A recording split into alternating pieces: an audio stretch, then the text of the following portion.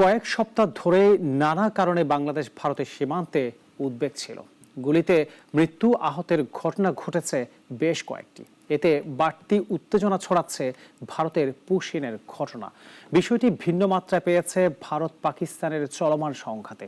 সীমান্তের বাসিন্দারা দিন কাটাচ্ছেন আতঙ্কে। প্রতিনিধিদের পাঠানো তথ্য ছবিতে আরো জানাচ্ছেন সুলতানা মারিয়াম। সীমান্তবর্তী এলাকার সাধারণ মানুষ পাক ভারত যুদ্ধের কারণে আতঙ্কে রয়েছে। বিজিবি সীমান্ত এলাকায় মাইকিং করে লোকজনকে সতর্ক করছে। এলাকাবাসী জানিয়েছে তারা চরম আতঙ্কের মধ্যে বসবাস করছে।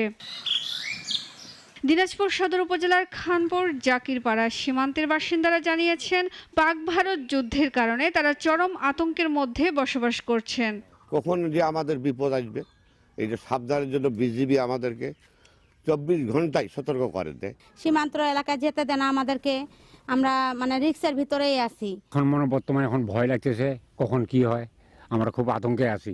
আমাদের আতঙ্ক নাই খুব একটা, যেটা আছি মোটামুটি ভালোই আছি, কোনো কিছু সমস্যা হয় নাই। বিজিবিও এসে ঘুরটহল দিতেছে। মৌলভীবাজারের 3 উপজেলার সীমান্ত দিয়ে বিএসএফ প্রায় 120 জন ভারতীয়কে বাংলাদেশে পশ্চিম করেছে।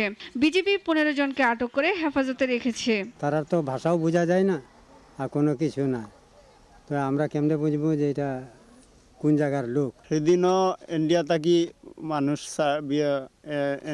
মানুষ ছাড়ছে, ছাড়ার পরে তো গুলাগুলিও হয়েছে। ঘুমানোর কোনো লাইন নেই, চিন্তায় থাকি সবসময়। বাচ্চা কাচ্চা আছে, ওরা নিয়ে চিন্তায় থাকি। সবকটি সীমান্তের নিরাপত্তা জোরদার করা সহ পরিচয় নিশ্চিন্তে চেকপোস্ট স্থাপন করে তল্লাশি চালাচ্ছে পুলিশ। চেকপোস্ট কার্যক্রম পরিচালনা করতেছি। এখানে আমরা তাদের নাম ঠিকানা কোথা থেকে আসতেছে জিজ্ঞাসাবাদ করতেছি। সীমান্তবর্তী 5 থানায় তল্লাশি জোরদার করার কথা বলেন মৌলভীবাজার জেলা পুলিশ সুপার। সঠিক কোনো ইনফরমেশন এখন পর্যন্ত আমাদের কাছে নেই। তাদের পরিচয়টা নিশ্চিত হওয়ার পরেই কিন্তু আমরা তাদেরকে আমাদের কাছ থেকে ছাড়ছি। তার আগ পর্যন্ত আমাদের সন্দেহটা থাকলে আমরা কিন্তু তাদেরকে আইনের আওতায় আনবো।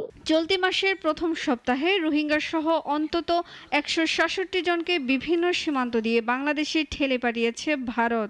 দুই দেশের সীমান্ত ব্যবস্থাপনার প্রক্রিয়া লঙ্ঘন করে এমন তৎপরতায় বাংলাদেশ উদ্বিগ্ন। প্রয়োজনীয় ব্যবস্থা নিতে ভারতের কাছে আনুষ্ঠানিক বার্তা দিতে যাচ্ছে বাংলাদেশ। সুলতানা মরিয়ম, নাগরিক।